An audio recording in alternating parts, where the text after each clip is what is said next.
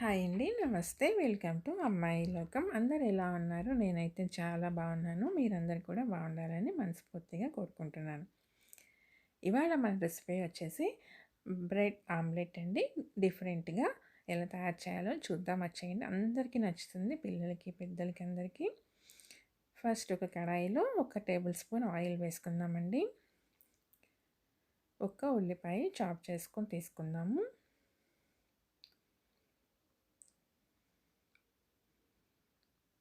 ఈ ఉల్లిపాయలన్నీ మనకి మంచిగా ఫ్రై అవ్వాలండి. ఒక్క పించ్ వచ్చి పసుపు వేసుకుందాము.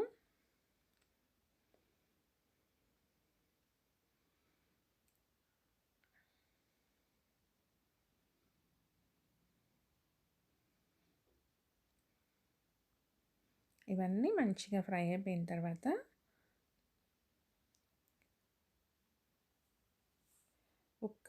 ఇది తీసుకుందామండి, పెద్దది బంగాళాదుంప. దాన్ని వచ్చేసేసి తురిమి నీళ్ళల్లో వేసి పెట్టుకున్నానండి నేను. ఎందుకంటే మనకి ఎక్స్ట్రా ఉన్న స్టార్చ్ అంతా పోతుంది, ప్లస్ కలర్ చేంజ్ అవ్వకుండా ఉంటుందండి. నీళ్ళన్నీ పిండేసేసి మనం దీంట్లో వేసుకుందాము ఉల్లిపాయలతో పాటు. మనకి ఇలా వేసుకున్నామంటే తొందరగా ఫ్రై అయిపోతుందండి బంగాళాదుంప అనేది. ముక్కలు కట్ చేసి వేసుకున్నామంటే ఫ్రై అవడానికి టైం తీసుకుంటుంది అనమాట.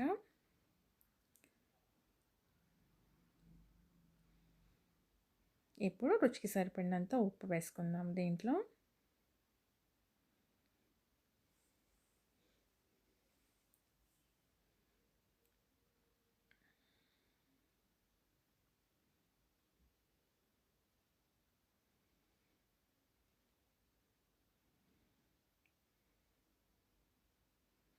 ఆల్మోస్ట్ ఫ్రై అయిపోయిందండి. ఇప్పుడు దీంట్లో కొంచెం కొత్తిమీర తరుగు వేసుకుందామండి, సన్నగా తరిగింది. ఆ తర్వాత వచ్చేసి కొంచెం ఒక 1/2 టేబుల్ స్పూన్ కారం వేసుకుందామండి.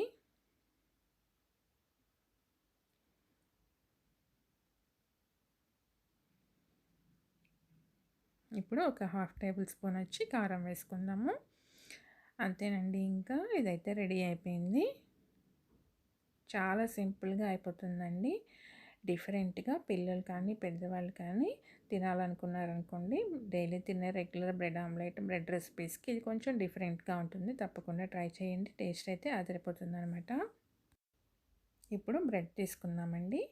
తీసుకొని దానికి వచ్చేసేసి ఒక రౌండ్గా ఉండే దానికోసం మనం ఒక మూత పెట్టి కట్ చేసుకున్నామంటే మనకి ఎక్స్ట్రా ఉన్న కార్నర్స్ అన్నీ కట్ అయిపోతుంది, ప్లస్ రౌండ్గా కరెక్ట్గా వస్తుందండి షేపు. వీటిని వచ్చేసి పడేయకుండా మనం వేయించి పెట్టుకున్నామంటే బ్రెడ్ క్రమ్స్ లాగా యూస్ చేసుకోవచ్చండి.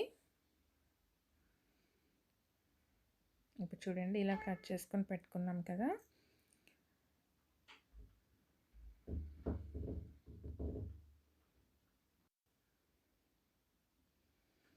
ఇవి పక్కన పెట్టుకున్నామండి. తర్వాత మనం ఫ్రై చేసుకుందాము. దీనికైతే ఫస్ట్ మనం టొమాటో కెచప్ అప్లై చేసుకుందామండి. కొంచెం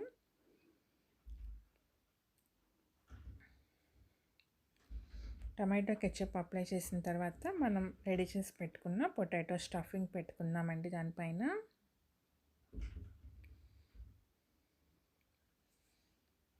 చూడండి, స్టఫింగ్ ఇలా మనం పెట్టేసుకున్న తర్వాత దీనిపైన ఇంకొక స్లైస్ పెట్టి క్లోజ్ చేద్దామండి.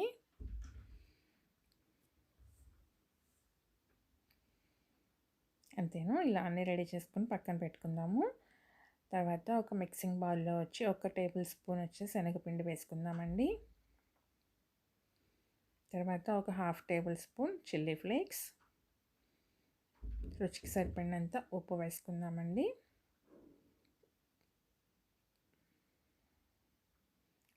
ఒక 1/2 టేబుల్ స్పూన్ కారం, ఒక చిటికెడు పసుపు వేసుకుందామండి.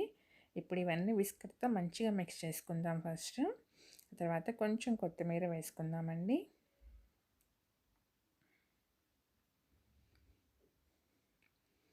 ఇప్పుడు 2 కోడిగుడ్లు వచ్చేసి బ్రేక్ చేసుకొని దీంట్లో వేసుకుందామండి. శనగపిండి వేసుకున్నామంటే ఎగ్ వచ్చేసి ఆమ్లెట్లు కూడా మీరు ఎప్పుడైనా ట్రై చేసి చూడండి, చాలా బాగుంటుందండి టేస్ట్ అయితే. ఇప్పుడు వీటన్నిటిని మంచిగా మిక్స్ చేసుకుందాము. ఫస్ట్ ఏమి ఉండలు లేకుండా మంచిగా మిక్స్ చేసుకున్నాక చూడండి. ఇప్పుడు దీంట్లో మనం రెడీ చేసి పెట్టుకున్న బ్రెడ్ స్లైసెస్ని డిప్ చేసుకుందామండి. రెండు పక్కల మంచిగా మునిగిన తర్వాత తీసి కడాయిలో వచ్చి 2 టేబుల్ స్పూన్లు ఆయిల్ వేసుకుని వేడెక్కిన తర్వాత ఈ స్లైస్ని తీసి దాంట్లో పెట్టేద్దామండి. రెగ్యులర్గా తినే బ్రెడ్ ఆమ్లెట్ బోర్ కొట్టినప్పుడు ఇలా ట్రై చేసి చూడండి, చాలా బాగుంటుందండి.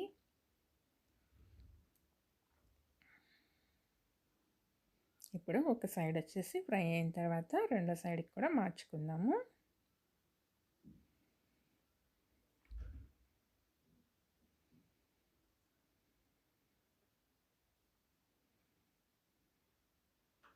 తిప్పి రెండో సైడ్ కూడా ఫ్రై అయిన దాకా సిమ్లో పెట్టుకొని ఫ్రై చేసుకుందామండి. హైలో పెట్టద్దు. హైలో పెట్టారంటే తొందరగా మాడిపోతుంది, లోపల దాకా ఫ్రై అవుతుంది. చూడండి, రెడీ అయిపోయింది. తప్పకుండా ట్రై చేసి చూడండి. ఎలా వచ్చిందో నాకైతే కమెంట్ పెట్టండి. ఫస్ట్ టైం చూస్తున్న తప్పకుండా సబ్స్క్రైబ్ చేసుకొని చూడండి. ఒక లైక్ ఇచ్చేయండి. మీ ఫ్రెండ్స్కి, ఫ్యామిలీ మెంబర్స్కి షేర్ చేయండి. ఇవాళైతే రెసిపీ ఇంతేనండి. రేపు ఇంకో కొత్త రెసిపీతో మీ ముందుకు వచ్చేస్తాను. Thank you for watching.